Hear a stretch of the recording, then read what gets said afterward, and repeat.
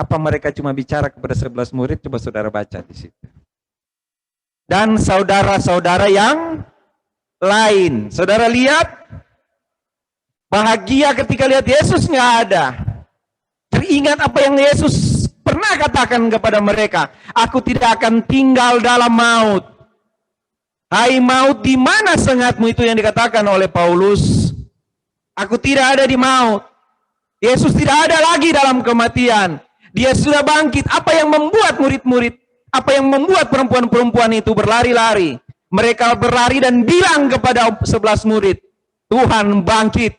Dia juga bilang kepada orang-orang lain betapa sibuknya mereka. Perempuan-perempuan ini selalu sibuk ketika mereka berhubungan dengan Tuhan Yesus.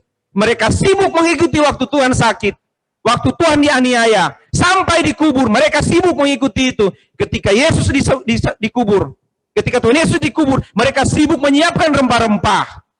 Besoknya pada minggu pertama hari itu, mereka sibuk datang mencari Yesus.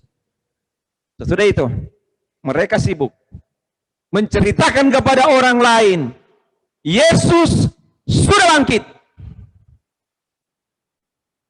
Yesus sudah bangkit. Saudara, saya pengen ketemu dengan perempuan-perempuan itu. Saya mau bilang begini ke mereka. Saya mau bilang, Ibu, terima kasih, Ibu.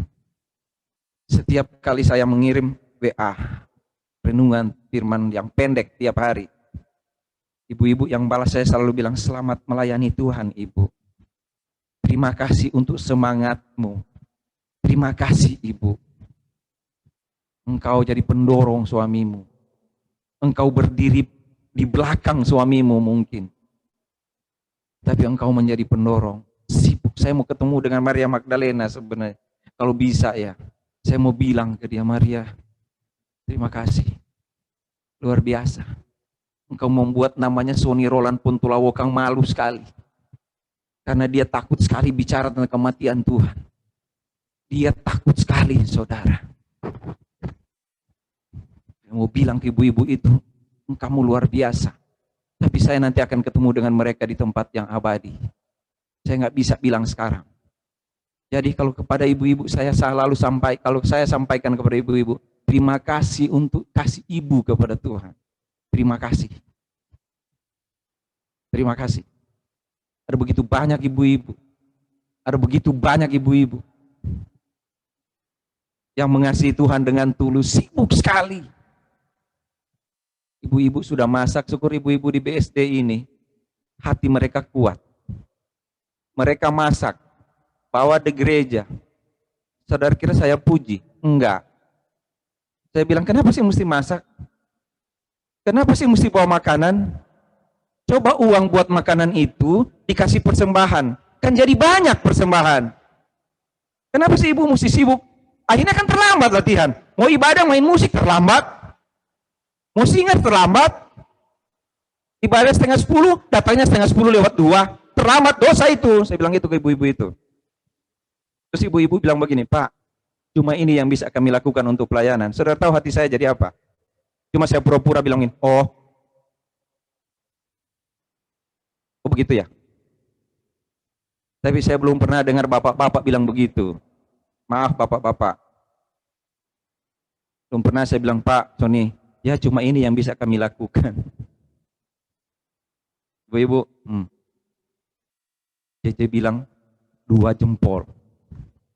2. Ibu-ibu di sini begitu. Yang bapak-bapak gimana? Yang 11 murid dan orang lain. Bukan bapak-bapak yang lagi ibadah ya, bukan. Bapak-bapak waktu itu. Jangan nanti tersandung lagi. Nah, ini Pak Sony ini bukannya puji-puji, mau puji ibu-ibu. Ada apa nih Pak Sony ini? Puji-puji ibu-ibu. Enggak, maksudnya Alkitabnya bilang begitu. Nah, bapak-bapak coba ibu bapak lihat ini. Tetapi, ya kan, perempuan-perempuan itu adalah Maria Magdala, dari Magdala, Yohana, Maria ibu Yakobus, perempuan-perempuan lain juga bersama-sama dengan mereka. Jadi perempuan-perempuan lain dah, ya kan? Tadi kan mereka sampaikan kepada kepada gini. Mereka sampaikan kepada semua saudara yang lain. Jadi ayat 9. Dan setelah mereka kembali dari kubur, mereka menceritakan semuanya itu kepada ke-11 murid dan kepada semua saudara yang lain. Yang saya bilang tadi, sibuk sekali mereka. cerita kemana-mana tentang Yesus bangkit. Perempuan-perempuan itu ialah itu tadi, dan perempuan-perempuan lain. Tetapi bagi 11 murid, laki-laki Pak ya, laki. Tetapi bagi mereka, yaitu yang 11 murid, dan mereka memberitahukan kepada rasul-rasul. Tetapi bagi mereka perkataan-perkataan itu seakan-akan omong kosong, dan mereka tidak percaya kepada perempuan-perempuan itu. Perempuan datang dengan udah masih capek, tadi malam tidur nggak jelas, iya kan? Karena mempersiapkan semua, mereka persiapkan semua. Lalu mereka datang di kubur kosong, mereka ketemu dengan malaikat bilang, ingat apa yang dia katakan padamu, seperti itu, ingat. Lalu mereka teringat, oh iya, dia kubur kosong, mereka pulang dan bilang pada Petrus dan teman-teman, bilang kepada Petrus dan teman-teman, Andreas, Anda, gitu. Siapa lagi? Tom, siapa lagi? Dia bilang begitu, kubur kosong loh, Yesus nggak ada. Mereka bilang, kosong. Saudara, sakit ini, sakit banget. Orang datang dengan sukacita Yesus bangkit, lalu dia bilang, masa sih? Yang benar? Masa sih? Yang benar? Enggak. Nggak mungkin. Saudara ingat tadi? Ketika mereka lihat dengan mata mereka, Tuhan menderita. Ya, Tuhan menderita, mereka lihat. Petrus bahkan menyangkal Tuhan, aku nggak kenal. Ya kan? Yang lain berdiri saja di kaki Yesus. Petrus sudah lari, Yudas sudah gantung diri. Nggak tahu saya waktu itu mereka ada malam penghiburan buat Yudas atau enggak. Kayaknya enggak deh. Tidak semua juga orang mati bikin malam penghiburan termasuk Yudas kayaknya. Karena mereka lagi sibuk ngurus Tuhan Yesus kan. Ya kan? Mereka lupa ternyata apa yang Yesus katakan. Sama-sama lupa. Perempuan-perempuan itu lupa. Dan murid-murid juga lupa. Rasul-rasul juga lupa. Mereka nggak percaya, masa sih? Padahal kan yang dengar khotbah itu mereka. Saudara, hampir setiap hari dengar khotbah. Bukan hampir tiap hari ya. Mereka dengar khotbah. Tiap hari mereka dengar apa yang Yesus katakan.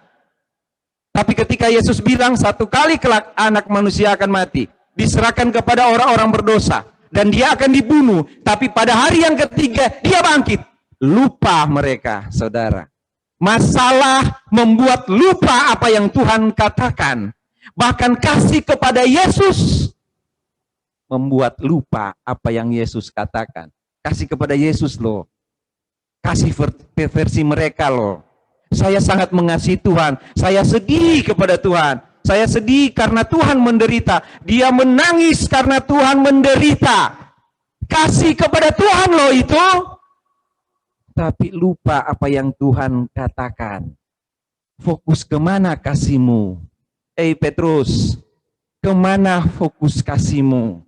Kemana Petrus? Kepada apa yang terjadikah atau apa yang Tuhan katakan? Banyak kali kita terpengaruh dengan apa yang terjadi, sehingga apa yang terjadi menjadi kebenaran daripada apa yang Tuhan katakan. Banyak kali kita membuat apa yang terjadi adalah kebenaran, bukan apa yang Tuhan katakan, dan itu salah. Karena apapun yang mau terjadi, semua dalam kontrol Tuhan. Dia sudah katakan sebelum semua terjadi. Dia sudah bilang, saya akan menderita. Bukan cuma itu, saudara. Kalau tentang Yesus, bukan cuma itu. Hai anak darah itu akan melahirkan seorang anak laki-laki. Dan dia akan namakan perempuan. Hai engkau Bethlehem Efrata. Benar, sebelum lahir sudah dikatakan semuanya. Bahkan sampai mati, dia juga bilang kepada mereka, anak manusia akan dianiaya. Tapi anak manusia akan bangkit. Adakah yang suka melupakan itu? Kita akan bilang, enggak. Saya enggak mungkin lupa. Enggak akan lupa saya, Pak. Cinta saya kepada Tuhan tidak mungkin akan luntur, Pak. Itu waktu semangat. Ya kan? Itu waktu stabil. Nah, setelah mulai goncang, mulai lihat Tuhan menderita. Itu Tuhan menderita aja dia lupa loh. Belum dia yang menderita loh saudara.